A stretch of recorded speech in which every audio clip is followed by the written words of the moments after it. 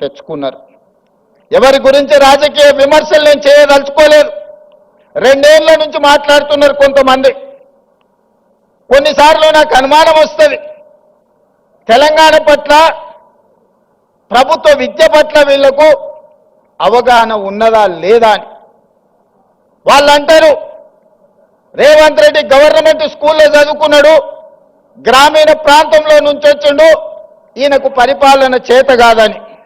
ఒక్క విషయం అయితే నేను చెప్పదలుచుకున్న, ఉస్మానియా ఆర్ట్స్ కళాశాల ముందు నుంచి నేను గుంటూరులో చదువుకోలేదు మిత్రులారా. నేను గుంటూరులో చదువుకోలే. గూడు పుటాని నాకు తెలియదు. నల్లమల్ల అడవుల్లో నుంచి వచ్చిన క్రూర మృగాలను చూసినాను, సాధు జంతువులను చూసినాను, పేదవాడి సమస్యలను చూసినాను. పుట్టినప్పటి నుంచి దళితులతోని, గిరిజనులతోని, బలహీన వర్గాలతోని, మైనారిటీలతోని కలిసిమెలిసి పెరిగిన వాళ్ళ సమస్యలు చూసిన. నాకు కొత్తగా అక్కర్లేదు. గుంటూరులో చదువుకున్న వాళ్ళకు పేదరికం చూడాలంటే మెర్సిడీస్ బెంజ్ కారుల్లో పోయి ఎక్స్కర్షన్ లాగా, ఓహో పేదరికం ఇట్లుంటుందా, మీ భూమి మీ మట్టి అట్లుంటుందా, మీకు చిరిగిపోయిన బట్టలు ఇట్లుంటాయా, మేము ఎప్పుడు చూడలేదని వాళ్ళకు పేదరికం ఇట్లుంటుందని ఒక ఎక్స్కర్షన్ లాగా ఉండొచ్చు. ఒకప్పుడు బ్రిటన్ ప్రైమ్ మినిస్టర్ని, ఇతర ప్రైమ్ మినిస్టర్లను ఈ రాష్ట్రానికి తెచ్చినప్పుడు మా పాలమూరు పేదరికాన్ని చూపించడానికి వాళ్ళని అక్కడికి తీసుకొచ్చేటోళ్ళు. ప్రదర్శనలో మా పేదరికాన్ని వాళ్ళ ముందర పెట్టేటోళ్ళు. చూడు మేము ఎంత వెనుకబడి ఉన్నామో, మేము ఎట్లా అడుక్కొని తింటున్నామో, ఎట్లా వలసలు పోతున్నామో, మా మీద జాలి పడండి అని. ఆనాటి పాలకుల ఆలోచన అది. ఇతర దేశాలకు వెళ్ళి వచ్చినామని చెప్పుకునే వాళ్ళు, మేము గుంటూరులో చదువుకున్నాం, మేము పూనాలో చదువుకున్నాం, మేము అమెరికాలో చదువుకున్నామని ఉపన్యాసాలు ఇవ్వడం ద్వారా సమాజానికి ఏం చెప్పదలుచుకున్నారో నాకు తెలియదు. కానీ నేను స్పష్టంగా గ్రామీణ ప్రాంతంలో వ్యవసాయ కుటుంబం నుంచి వచ్చిన నేను ప్రభుత్వ పాఠశాలలో నేను చదువుకున్నా, ప్రభుత్వ కళాశాలలో నేను చదువుకున్నా. నాకు భాష గొప్పగా రాకపోవచ్చు, కానీ ప్రజల యొక్క మనసును తెలుసుకునే విద్య నాకు వచ్చు. పేదవాడు ఏం అడుగుతాడు, ఏం ఆలోచన చేస్తాడు, పేదవాడు ప్రభుత్వం నుంచి ఏం ఆశిస్తాడు, ఒక చదువుకునే పిల్లవాడికి ఏమి కావాలి, ఆ పిల్లవాడు చదువుకుంటే ఈ సమాజానికి ఏ రకంగా ప్రయోజనం ఉంటుందనేది నాకు తెలుసు. అందుకే ఇవాళ ఎవరు వచ్చినా, ఎవరు ఎన్ని రకాల ప్రాధాన్యతలు ఇచ్చుకున్నా, మొట్టమొదటి ప్రధానమంత్రి పండిత్ జవహర్లాల్ నెహ్రూ గారు స్వతంత్రం వచ్చిన తర్వాత ప్రధానమంత్రిగా బాధ్యతలు చేపట్టేటప్పుడు మహాత్మా గాంధీ గారిని కలిసిండు. బాబూజీ, నేను ప్రధానమంత్రిగా బాధ్యత తీసుకుంటున్నా, మీరు నాకు ఇచ్చే సలహా ఏమిటి అని. మహాత్మా గాంధీ గారు ఒక మాట చెప్పారు, పరిపాలనలో నువ్వు తీసుకునే నిర్ణయం తీసుకునే ముందు నీ నిర్ణయం పేదవాళ్లకు, నిస్సహాయులకు ఏ విధంగా ఉపయోగపడుతుందో ఆలోచన చేసి నీ కళ్ళ ముందు ఆ పేదవాడిని, నిస్సహాయుని గుర్తు తెచ్చుకున్న తర్వాత నువ్వు నిర్ణయం చెయ్యి, తప్పకుండా పేదలకు, నిస్సహాయులకు అది ప్రయోజనం చేకూరుతుంది అని.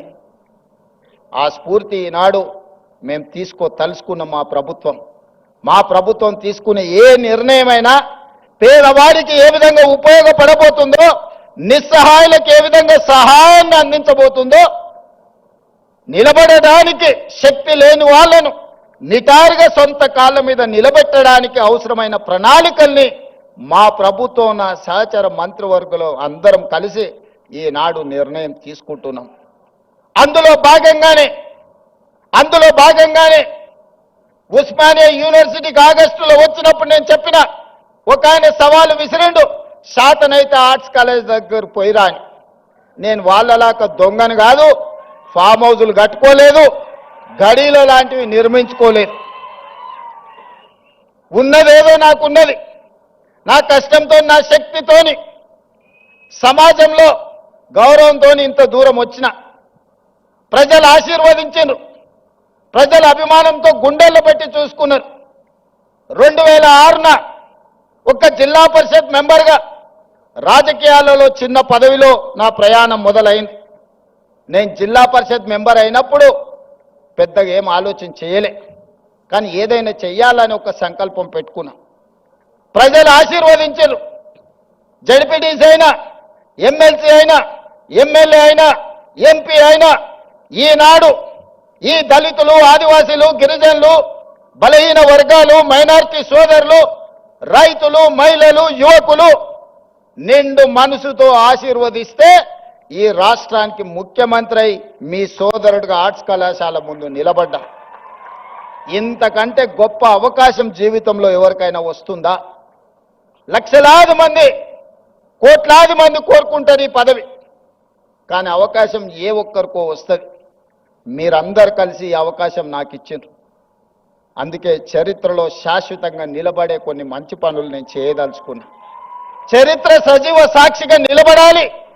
చాలా మంది 2 ఏళ్లలో నువ్వేం చేసినవయ్యా, మేం చూడు 10 ఎకరాలలో ముఖ్యమంత్రి బంగళా కట్టుకున్నాం, 25 ఎకరాలలో పాలించనికే సచివాలయం కట్టుకున్నాం.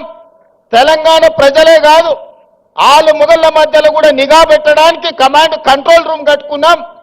1,00,000 కోట్లు పెట్టి కాళేశ్వరం కట్టుకున్నాం. మేము చూడు ఎన్ని కట్టినామని ఒక 4 చెప్పిరాలు. వాళ్ళు చేసిన శాన్నే కానీ ఓ 4 ఎప్పుడు చర్చిస్తారు. నేనేం చెప్పినాయా అంటే నేను కూడా 4 చేసిన. తెలంగాణ రాష్ట్రం వచ్చిన తర్వాత ప్రతి బడిలో, గుడిలో వినిపించవలసిన జయ జయ హే తెలంగాణని మీరు తొక్కి పెడితే రాష్ట్ర గీతంగా మార్చిన నేను.